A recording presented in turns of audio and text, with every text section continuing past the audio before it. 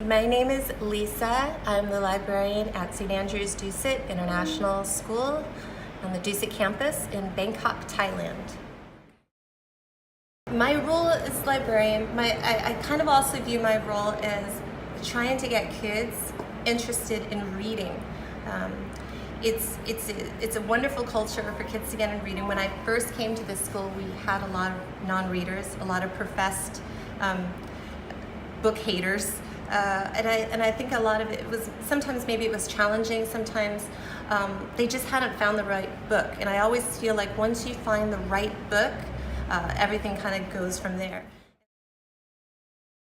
There's a whole different ways that librarians set up their libraries. Some do it by reading level, which sometimes, in my opinion, makes a child feel boxed in, like they can only stay at that particular reading level. So what I did is really made it easy. I just put it in 4 sections. One is chapter books, and that's the top 2 rows, and the bottom rows are picture books. And then we have an early readers. I call it early readers.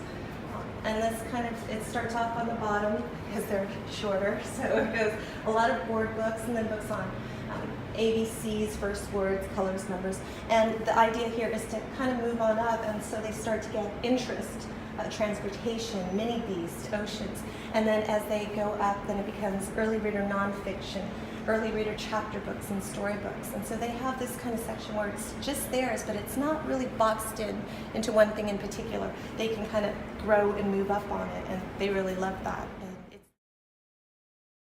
What I love about infographics is they're great, what I call conversation starters. And if you have children that are new or children unfamiliar with library cultures or coming into library culture, it feels more like sometimes work or school. It's not something interesting or fun. So when I put up infographics, I try to include everything, whether it be facts about space, tips on how to sleep better, terminology these days, clickbait. It's library clickbait, where they come in and they see something that says, for example, the universe is 13.77 billion years old. And the children's like, wow, that's really old. But what happened before then? Well, now let's get into a conversation. What are the different theories of what happened before them? What was there before 13.77 billion years ago? So the thing about infographics is it is a conversation starter that leads to other things. A really cool game that we do have during book week is, we call it, and the kids always look forward to it, is Stump the Librarian.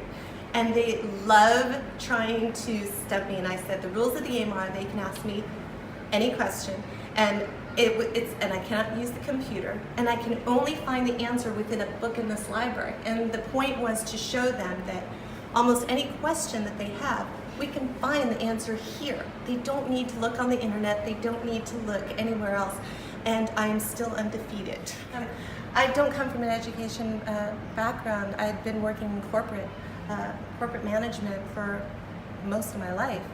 And this is the first time coming into an education background. And so there was learning curves for me as I was going along too. Sure, I had extensive knowledge of books and about reading, having my own personal library at home and kind of curating that. But coming into education was a fantastic thing. It wasn't what I expected, and I learned, and I'm growing. And one thing I learned is that the kids teach me things every day, and that's really, really inspiring. They inspire me every day.